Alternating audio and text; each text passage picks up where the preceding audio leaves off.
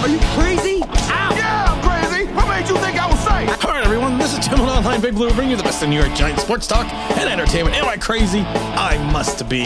Because not only do I do a live stream, then I jump back on the mic and I do another video. Why? Because that's how much I love the New York Giants. That's how much I love everyone that follows this channel. And that's just the way it is. We got a lot to talk about today. We got to talk about Darius Slayton restructuring his contract. We got to talk about the Leonard Williams contract situation and what it really means. We want to talk about Kayvon Thibodeau, who is not dwelling on the controversial hit, and he's a long shot for week one. You could talk about it being a controversial hit all you want. It was legal. It's not controversial. Chop box happened at least 5-6 times a game. It was legal. You need to learn as an NFL player how to avoid it, how to get around, or how to get around it. And he's going to learn that. He just learned the hard way. And you know what? Am I going to sit there and am I going to be upset that he is not going to be there against the Titans? Of course I am, if Kayvon can't play. But you know what? One game is not a career. One game is not a 10-year career. It's one game in the grand scheme of things, and we're playing long ball. And we're playing long ball with the Giants right now. And if you look at the Leonard Williams contracts decision, Shane had been protecting that cap space, like I've said it before, like it was his firstborn child. He was trying to keep that 2023 cap space to a minimum because of the fact that he knew he was going to have to rebuild this team at a time. So he was reluctant to push the money. So what do the Giants have to do to get under the cap? So Leonard's new cap number after the restructure is 15.3 instead of 27.3.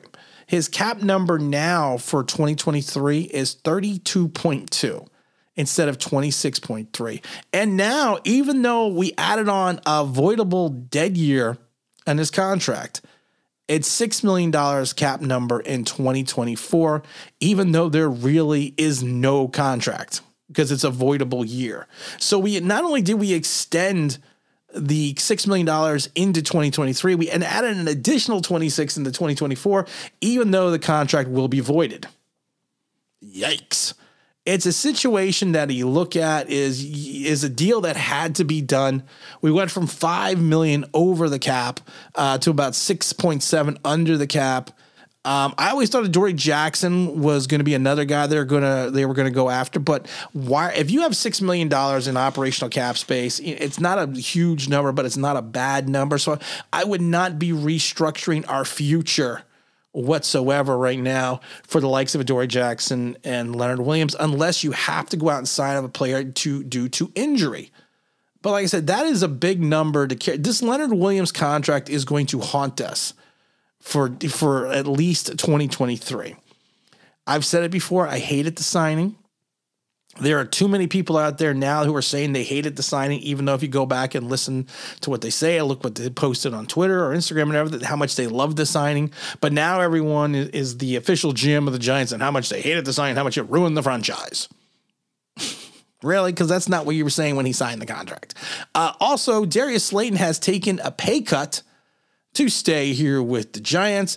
They dropped his salary from $2.5 million to around the league minimum of $960,000. That's going to save the Giants an additional $1.6 million in cap space. He can earn back some of that money through some playing incentives. He was excused from practice on Tuesday. And that's kind of people thought he was getting cut, but it was more of an indication that they were going to rework the deal, and he's not getting cut now. Slayton, of course, in 3 years has 124 catches, 1,830 yards, 13 touchdowns, coming off a down campaign. But honestly, if you take a look at it, all the Giant wide receivers are coming off on a down campaign, and we're not going to go through this because we did a whole video on it, that his playing time went down exponentially, Darius Slayton, that is. His targets went down exponentially, so his stats are going to go down exponentially, and that's what a lot of people don't seem to understand. He played in 13 games last year, and he's only started 5. So if you take a look at that, and if you take a look at, I said we weren't going to do this, but evidently we are going to do this. If you go back and you take a look at his snap count, 700 plays, which were, where was it? 700 plays, which was 75% of his snap count. 2020, he had played in 877, which was 87%. In 2021, he played in 536, which is only 64% of the total snaps. So yes, if your snap count goes down, so does your production. His targets went from 84 and 96 to 58. Once again, if your targets go down, so does your production. Now, people will also point out that his catch percentage went from 57 to 52 to 44.8. I blame that a lot on poor ball placement. We've talked about this. You throw your wide receivers open, you create a window, and accuracy, it does not just have a percentage number attached to it. Accuracy also equates to proper ball placement. And you had some bad quarterbacks the last 6-7 games of the season, so of course his stats are going to go down. So everyone's stats went down, including Daniel Jones's, but the only person to blame is Darius Slayton. Does anyone see the lunacy in that? And I've told people a million times before the start of training camp, the Giants were not going to get rid of Darius Slayton. They were not moving on from Darius. Why?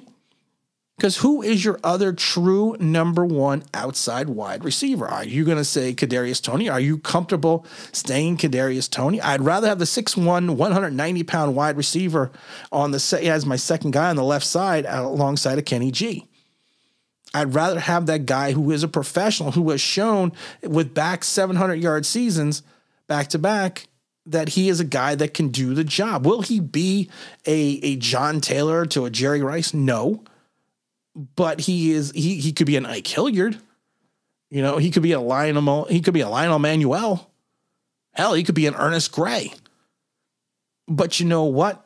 He is a quality NFL outside receiver who can block. And if you watch a lot of the films, and I'm not picking on Daniel Jones, but Daniel Jones missed him wide open on at least 6 occasions that I can think of during the season, that he was clearly wide open, and there was a hesitation that for some reason he did not throw the ball. And I don't want to hear the crap that the coaches told him, don't throw the ball if a man is open. Because that is the stupidest comment that I think I've ever heard.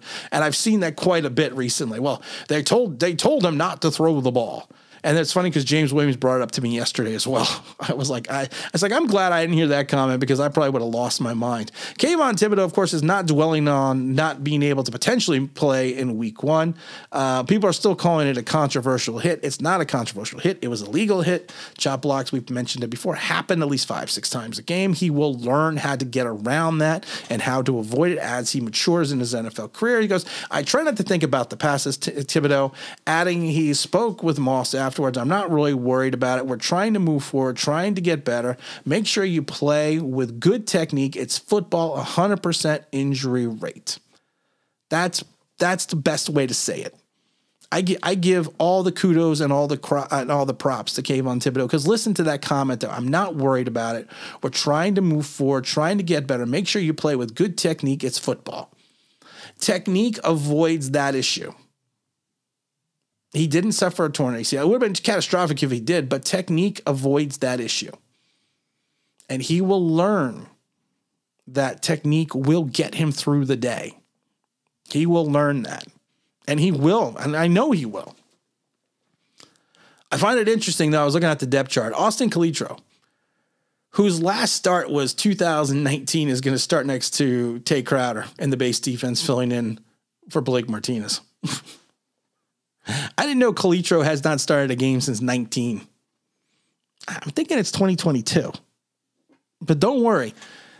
Don't worry. We have Tay Crowder and Austin Calitro as our second-level defense against Derrick Henry. We're okay. We're going to have that video coming up again. We have part 2 coming up of Anatomy of an Upset. A couple days ago, we did the Giants defense against the offense of the Tennessee Titans, and we called it a push.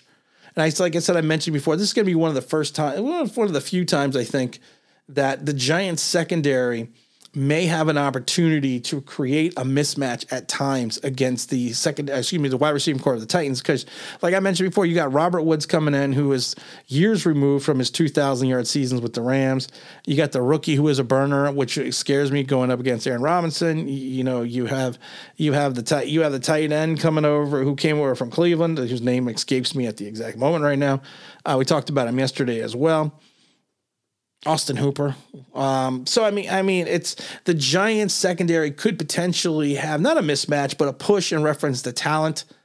The biggest concern, of course, is going to be Derrick Henry getting into the second level. The other issue is going to be, can our front four, hold up against a Titans offensive line, which is not really highly rated. We talked about it yesterday about how the Titans had designated the most amount of money for their salary cap on their offensive line last year and still gave up 47 sacks to Ryan Tannehill. So they've moved on from a lot of those guys. So they brought in new talent. But like I said, I don't know if the talent's going to gel. So the Giants, and hopefully Azeez Ojulari can play, because, there could be a potential against that offensive line as well. That's why I'm calling the matchup a push. Now, the Titan defense against the Giants offense, that's going to be a horse of a different color, but we're going to talk about that later. And again, this is Tim with Online Big Blue, bringing you the best in New York Giants sports talk and entertainment. And as always, if you could if you subscribe, if you can ring that bell, I think it means that'd be awesome.